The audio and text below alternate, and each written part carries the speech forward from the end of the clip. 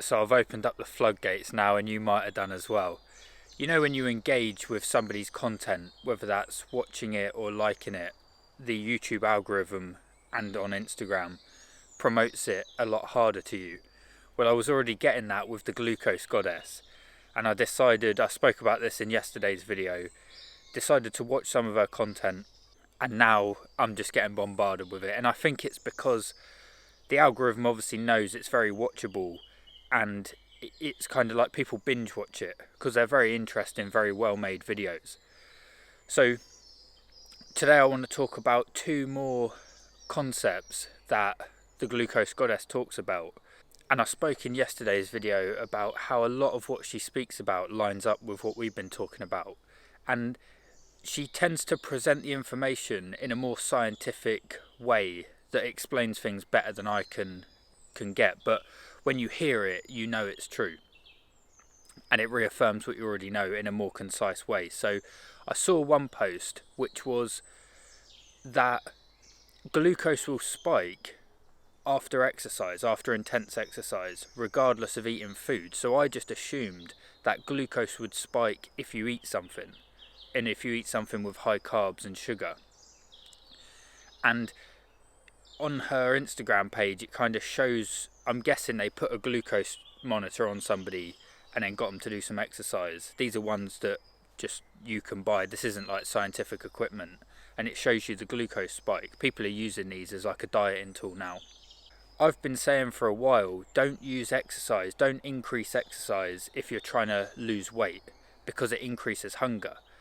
And this kind of validates that point, because the glucose spike is the enemy. This is the Glucose Goddess's message. When the glucose spike happens, that's going to increase cravings, inflammation, and it's like a cascade of negative effects. So if you can mitigate the glucose spike, then that's a good thing. And she's saying intense exercise causes a glucose spike, and you haven't eaten anything, so you can get a glucose spike just from exercise. And this is because your body needs energy, so it dumps glucose out of the liver to supply the body the energy for the exercise you're doing. So all of the bad things associated with a big glucose spike from, say, eating chocolate cake, you also get that from doing exercise, which is a positive activity. Now, all of the benefits of doing exercise are going to outweigh the negatives of that glucose spike. But it's worth bearing in mind that scientifically you can literally look at it on a blood glucose chart. Doing exercise is going to make it harder for you to stick to a diet, because that glucose spike is going to cause cravings, which means you're going to have a tendency to overeat. So I thought that was an interesting point. And there's literally, you can look at the glucose monitor and track, if you've got one yourself, you can track this. You could be fasted, do intense exercise, and you're going to get that glucose spike, the same as a piece of chocolate cake. Now, I don't know how this works if you're in ketosis. I did ask ChatGPT to kind of explain it. And I think if you're in ketosis, so you're on a strict carnivore diet, you're not eating carbs, you will still get a glucose spike, because the body, I'm pretty sure it does something called gluconeogenesis. So it takes the fat that you've already got stored on your body, stored body fat, and converts it in the liver to glucose. So even in ketosis, I'm pretty sure intense exercise is going to cause a glucose spike. So my recommendation is, if you're overweight and you're trying to lose weight, don't increase exercise. The only thing you should add is walking. Walking's actually a method to lower the glucose spike of food. So I've started doing this. Whenever I eat a meal, I'm going to have breakfast in a minute, I always go for a half an hour walk afterwards, if I can. Or even just doing like jobs like cleaning the house, or doing something on your car, cleaning your car. That amount of exercise, it's not intense, but it's enough to lower the glucose spike. My recommendation is add walking. Walking's fine. And don't do like power walking or speed walking. Just do a slow walk. moderate, normal speed, and focus on diet. Because if you go hit the gym, intense exercise, you're getting that glucose spike. And I didn't know that was the reason why it makes it harder, but that's it. And then you're going to get hungry and deal with everything associated with, if you'd have just eaten chocolate cake, you know how you feel after eating the chocolate cake. You want to eat more. So you're getting the same effect from a workout. So just add walking. Obviously, when you get lower down in weight and you want to start recomposition in the body,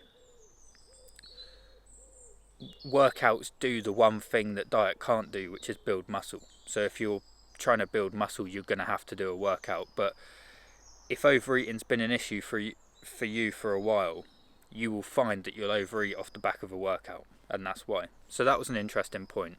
The second point I saw, which I thought was really interesting, and she explains this in a very concise way, and I've heard Dr. Lustig say basically the same thing, is that sugar is not a required nutrient for the body. You don't require sugar. And at high enough levels, it's considered toxic. So sugar is toxic and you don't need it at all.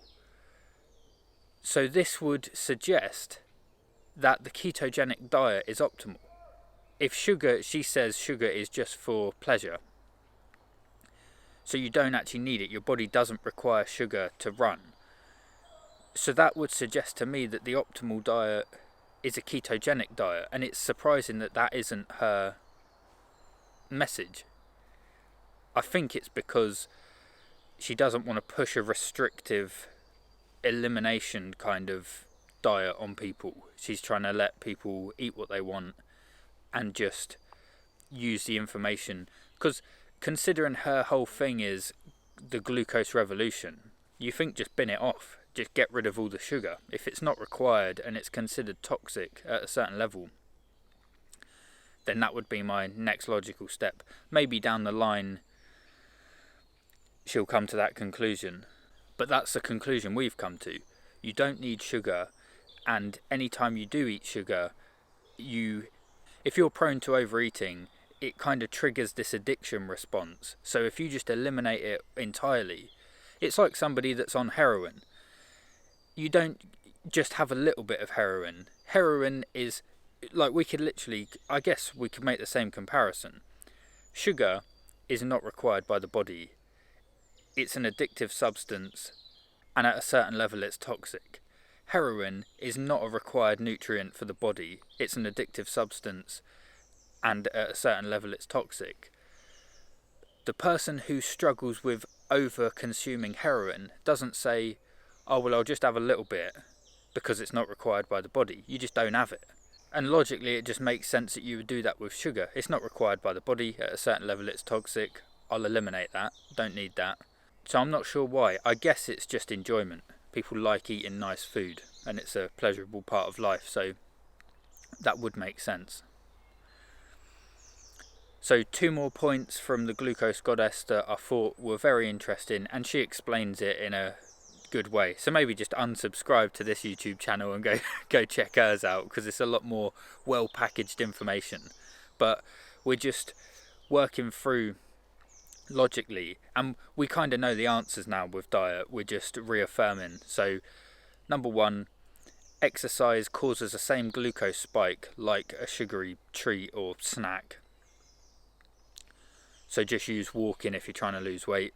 And point number 2 was sugar is not a required nutrient for the body, and at a certain level it's toxic, so why not just eliminate it? So hope that helps. If you're struggling with weight loss, a ketogenic approach is definitely going to be helpful. That's no carbs and sugar, and you'll be surprised at how you don't get hungry.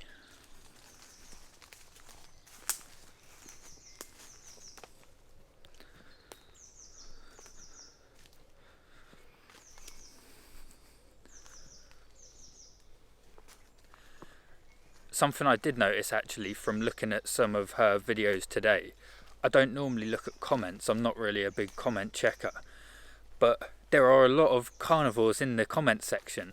I saw like some guy, I'm a 66-year-old guy, I've been on carnivore for 8 months and it's healed all these issues and it's been very beneficial.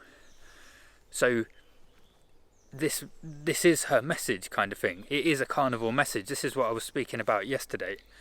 But it's good to see it's obviously working. When you eliminate sugar from your diet, it makes it a lot easier to lose weight. Not just because you're removing the sugar, but because you actually don't feel hungry. So it makes it easier, not just that's what you've got to do, like counting calories. Because counting calories when you've still got sugar in your diet, or restricting calories, is almost impossible, because you're still hungry, you've still got cravings. But when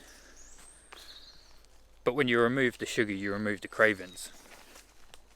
And to somebody that hasn't done it, that hasn't been on a ketogenic diet, that sounds too good to be true, but it does actually work. Eat high fat, high protein, you won't get hungry.